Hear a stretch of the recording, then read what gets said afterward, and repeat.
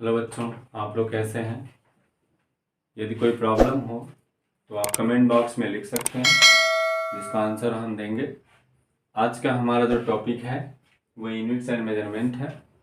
इसको हमने पार्ट 1 माना है, क्योंकि इसके अकॉर्डिंग तमाम पॉइंट्स आएंगे, जिसमें हमने पहला पॉइंट लिया है मेजरमेंट ऑफ फिजिकल क्वांटिटी। कोई भी फिजिकल क्वांटिटी दो फैक्टर्स पर डिपेंड करती है। फर्स्ट जो है यूनिट, सेकंड है न्यूमेरिकल वैल्यू।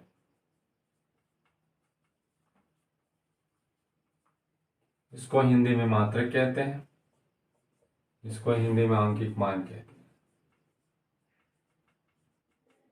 इसको हम बाय एग्जांपल समझते हैं। माना किसी रूम की लंबाई L = 10 मीटर है। 10 मीटर। यहां पर देखते हैं 10 जो होता है इसका न्यूमेरिकल वैल्यू है,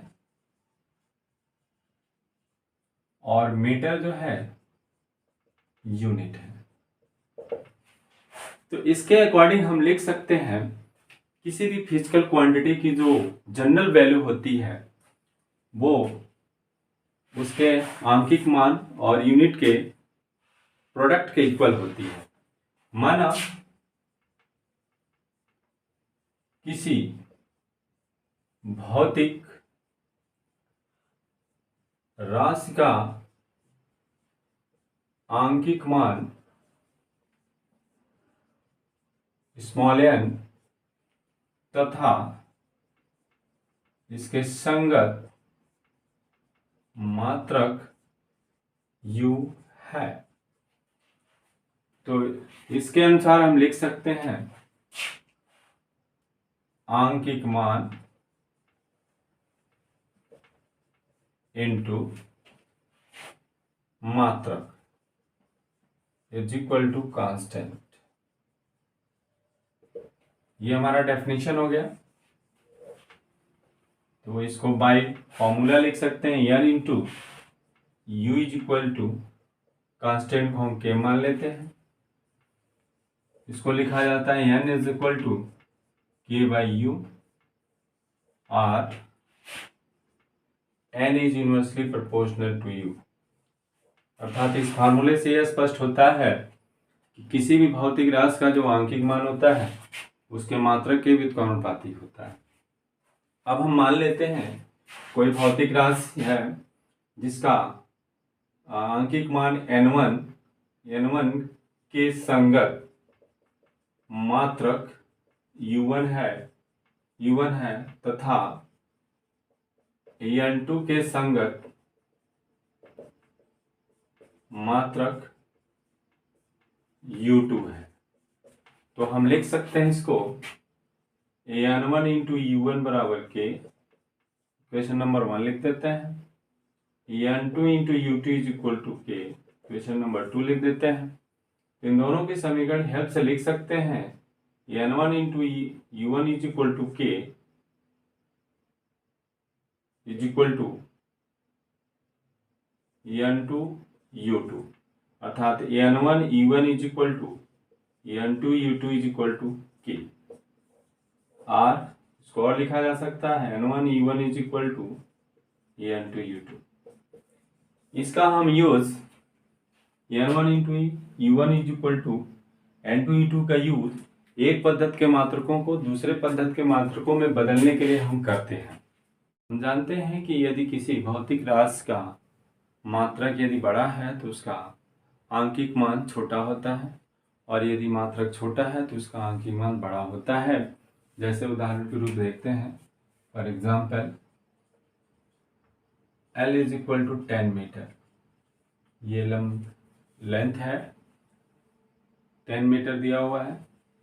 तो मीटर ये लेंथ का यूनिट होता है, ये बड़ा होता है। मीटर लेंथ की यूनिट बड़ी है, इसका आंकिक मान छोटा है। और यदि इसको हम छोटे में कन्वर्ट करते हैं, छोटे यूनिट में, तो मीटर को हम सेंटीमीटर में बदल देते हैं। तो 100 सेंटीमीटर अर्थात 1000 सेंटीमीटर। तो देखते हैं ये लेंथ की जो यूनिट छोटी हो गई, इसलिए इसका आंकिक मान बड़ा हो गया। अब इसके बाद हम आपको बताते हैं फंडामेंटल क्वांटिटीज क्या होता है, कितने टाइप्स के होते हैं। Point number 2, fundamental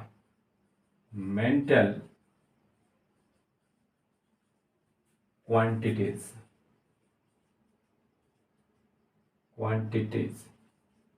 are base quantities. इसका दूसरा नाम है बेस क्वांटिटीज। इस टेबल के माध्यम से हम समझते हैं क्वांटिटी, नेम ऑफ यूनिट और इसका सिंबल क्या होता है। सिंबल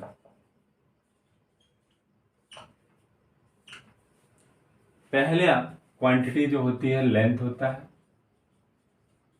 जिसको हिंदी में लंबाई कहते हैं। इसकी यूनिट होती है मीटर। इसका जो सिंबल होता है स्मॉल m होता है। दूसरी क्वांटिटी होती है मास, जिसको हिंदी में हम द्रव्यमान कहते हैं। इसका जो यूनिट होता है वो किलोग्राम होता है। इसका सिंबल केजी से यूज करते हैं। तीसरा होता है टाइम, इसको हम हिंदी में समय कहते हैं। इसका जो यूनिट होता है वो सेकंड होता है। इसको सिंबल के रूप में यस यूज करते हैं। चौथा जो होता है इलेक्ट्रिक करंट होता है। इलेक्ट्रिक करंट, जिसको हिंदी में हम विद्युत धारा कहते हैं। इसका मात्रक जो होता है एम्पियर होता है। इसका सिंबल एस यूज करते हैं। पांचवा थर्मोडायनेमिक टेम्परेचर होता है। थर्मोडायनेमिक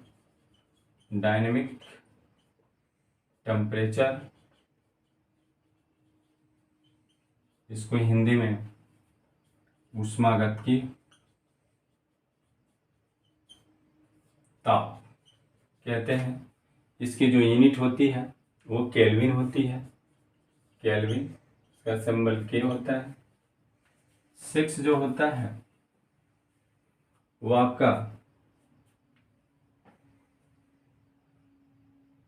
थर्मोडायनेमिक टेम्परेचर हो गया। सबस्टेंस ऑफ क्वांटिटी होती है। Substance of quantity,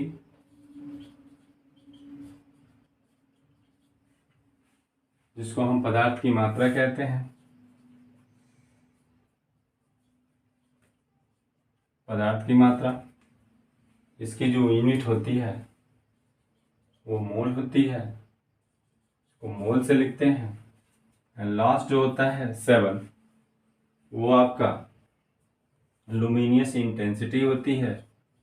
luminous intensity होती है, जिसको हम ज्योति तीव्रता कहते हैं। ज्योति तीव्रता।